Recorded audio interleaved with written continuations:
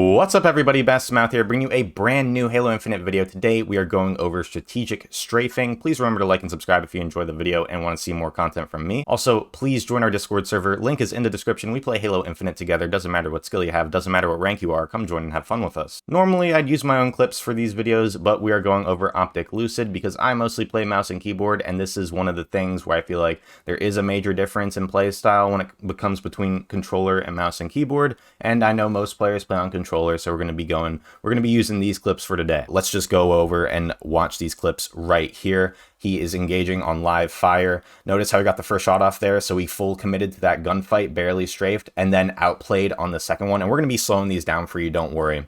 Don't worry. And then we're going to get into the mangler a little bit as well. But we're going to go back and slow that down for you so you can see frame by frame just exactly what he is doing here. So if we go back here, notice, okay, he gets the first shot off. He's only engaging one person. He only has knowledge of one person. Finishes that kill because he's able to full commit there. He full committed there because he got the first shot off. But now he's low, and now he's engaging this guy. He got a shot off him. The guy also got a shot on him. But now watch as he takes the off angle. He uses his jump and goes on top of the box so that the guy has to adjust his aim more awkwardly as to if he were to just re-peek back out. Because keep in mind, this person's crosshair right here is on where Lucid is right now. So if Lucid just peeks out and shoots him again, he's going to get shot right back, and he already has the health disadvantage. So he has to take this crazy angle here to win this gunfight and make sure the other guy misses. So if we pay attention here, yep, guy misses, and he's able to clean up the kill. And on the last one here, he has some team help, so he peeks around the corner. He knows the guy's already one shot, and he cleans him up. Now we're going to go over to the mangler, and since it is a lower time to kill with the BR combo, if you drop the mangler right after you hit the break the armor and then just hit the headshot with the BR. So knowing this, notice how every time he gets into the gunfight and he lands the shot, right, he again doesn't strafe so much. And again, this is why I'm showing controller. A mouse and keyboard player, because aim assist, they don't have aim assist, they're going to be strafing more crazily because them moving crazily doesn't impact their aim as much as a controller player, where you have to have that aim assist to have more consistent accuracy. So when he gets the first shot off, knowing he has the better time to kill on these BR players, he's not going to move as much, and he's just going to ensure he lands the shots to finish these kills.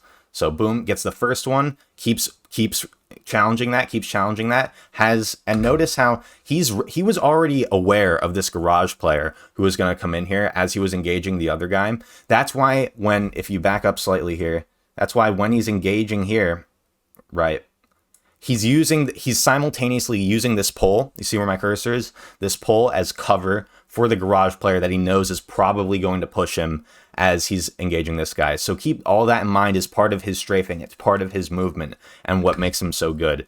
And a lot of times what gets overlooked too is your aim. Watch how he's using his strafing to center his aim, as well as he's not just using his aim stick to aim. He's using his movement to center his aim.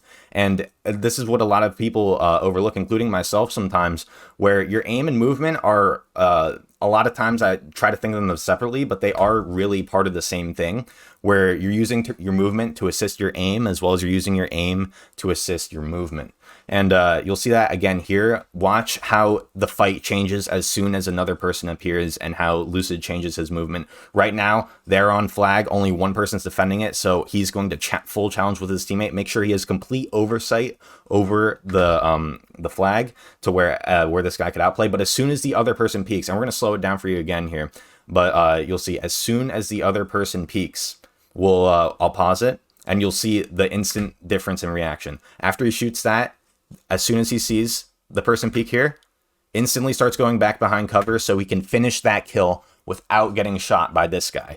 And then as soon as he finishes the kill, he immediately transfers to the other one. And notice how he's even unpeaking in between bursts. So when he can't put damage on the enemy, he's making himself as hard to hit as possible to make sure that he's not taking that extra damage, because he's already started that fight a little bit low.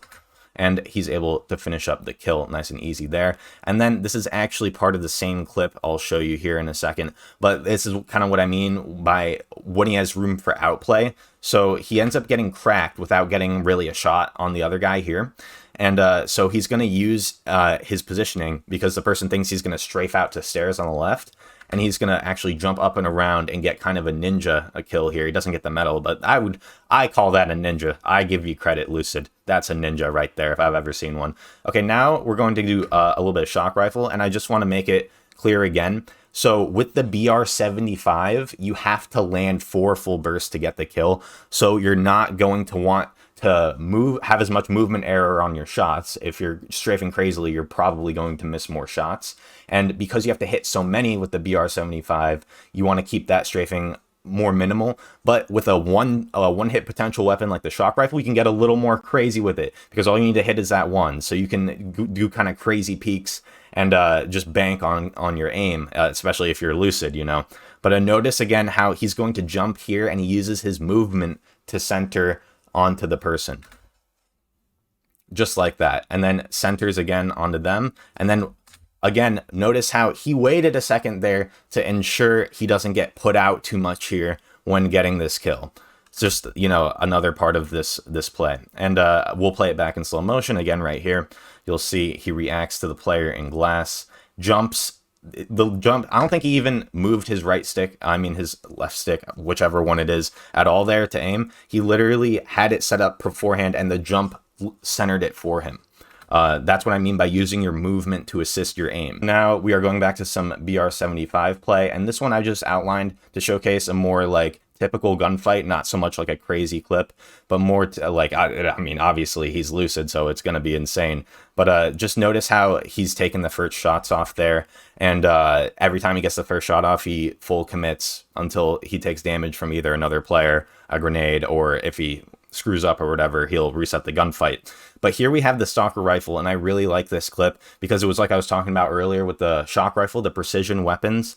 Notice how he uses the angles because he knows he only has to hit precision shots compared to the burst of the BR-75 that he's up against. So he's going to use these crazy angles here along with his thruster to have just basically a pixel perfect peak to where he can't really take that much damage, and the other player he can hit with these single shots that do a lot more damage, and he's able to clean up that kill. And that's just an amazing, it's just an amazing kill right there. And now we're going to get into more like close range, you know what I mean? So that was pretty quick. Don't worry, again, we're going to slow it down. After he gets the combo on this first guy, right here, he gets this one, thinks about the melee for a second, but now he has to make a decision. He sees the guy jumping down. He's cracked right now. He can kill this person right here. He can kill them, but if he were to kill them, this person, he'd be in a terrible position to deal with this person who has their back turned to him right now. So in this moment, the smarter person to go for, because he's jumping down, he's not going to have a good angle on Lucid up here.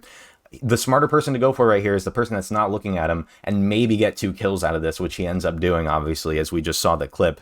But that's why instead of finishing the kill here, he uses his thruster to close the distance really quick on this person, ensures the full kill on the person that's full health, because even if he were to die here and he were to mess up on this guy's still got a regen. He's already cracked his shields, and maybe his teammate can come in there and clean that up. But the biggest threat right now for his team is this full shielded player right here. So he's going to go for them first and then get the second, because you could tell that guy was reacting to Lucid already. If Lucid, I'm almost 100% sure if Lucid had finished that first kill and not thrustered into the second one, he would have died right there. Despite getting 2 kills, a good play regardless, nonetheless. So if you're really struggling with strafing in the sense that you are struggling with just combining your shooting with your movement along with your aim, this is what you can do to kind of get in the habit of that and make it more second nature for you so you don't have to think about it so much when you're in a gunfight. And I also have a BR-75 practice guide on my channel. This is not how I normally recommend like warming up to play, but this is just, again, so to help you just get in the habit of strafing. So most players, when they practice, I feel like they just kind of stand here, right? And they just do this. So instead of standing still, try adding a little bit of sideways movement to your shots to make it more like an actual gunfight and not so much just target practice. And this will simulate, again, more of an actual gunfight and also help you improve your muscle memory so you're doing this automatically during gunfights instead of having to think about it. So you're just naturally always moving during your gunfights like that. okay? And then once you have that little jiggle down, try adding crouches and asymmetrical movement. So instead of doing this every time, like left, left, right, left, left, left, right, left, left, right, right, left. You know, like just a little bit of randomness to your movement, and then also crouches will do a lot for helping you stay alive during a gunfight. And it's just, the trick is to help your aim train on it. And so if you're struggling to hit your shots at first, just do it and try to keep your crosshair on the person. Just keep going, try to keep your crosshair on the same spot, basically, on the person. But then once you're ready, just give it a go, you know? And this will help you get in the habit and do this for, like, I don't know, 5-10 minutes before you play every day. And I guarantee you'll see a difference in the way you naturally move in the game and engage in different gunfights. Anyway, that's all for today. I hope you enjoyed. Please like and subscribe. Catch you guys in the next one.